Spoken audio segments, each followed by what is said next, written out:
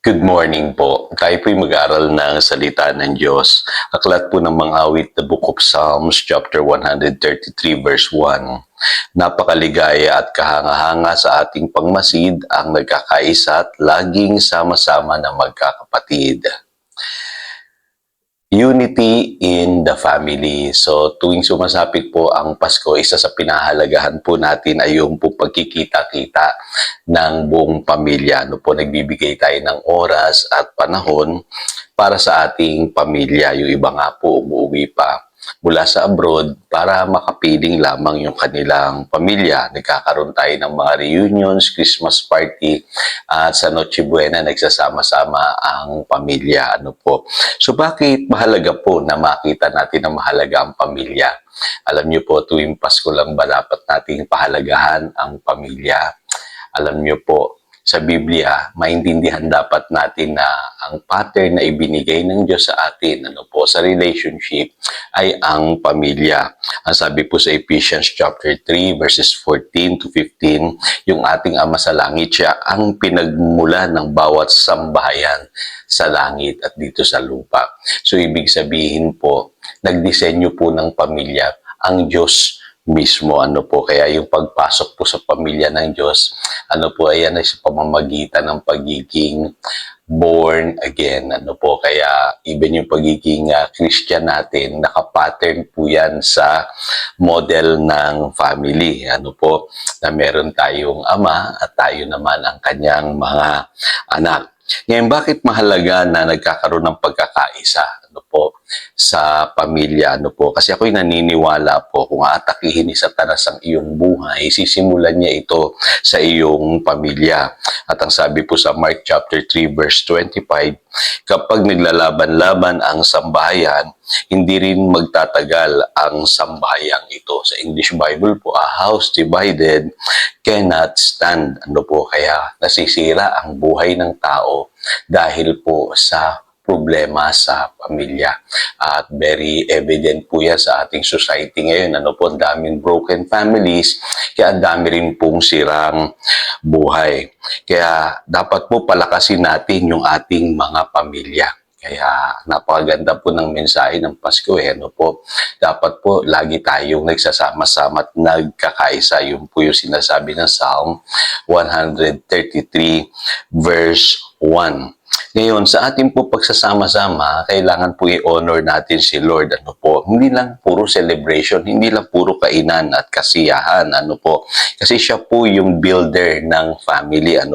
Sabi sa Psalm 127 verse 1, maliban nga na si Yahweh ang nagtatag nitong bahay, ang ginawa ng nagtayo ay wala ring kabuluhan. Dapat laging si Lord ang pangunahin. Kasi alam niyo po, kung tayo po may takot sa Diyos, ang sabi po sa Psalm 112 verse 2, ang ating lipi ay magiging dakila, pati ang mga angka natin ay may pagpapala. Yun po ang ating inheritance. Kaya blessing po talaga ang family, lalo na kung ito'y pinagpala ni Lord. Magugulat po kayo dahil yung inyong mga anak mag-i-excel sa buhay, gaganda po yung kanilang buhay, yung inyong mga apo magiging matalino, at makikita po ninyo yan kung kayo po'y sumusunod sa Diyos. Ang daloy po ng pagpapala hanggang sa inyong kaapu-apuhan, generational po yung blessings. At higit sa lahat, kailangan po sa pagpapamilya, sundin natin yung pattern ng Diyos. Yung pattern ng Diyos sa parenting, at sa mga anak naman sa pagsunod. Kasi sabi po rito sa Ephesians chapter 6 verse 1, mga anak, sundin ninyo ang inyong mga magulang sa Panginoon sapagkat ito ang nararapat.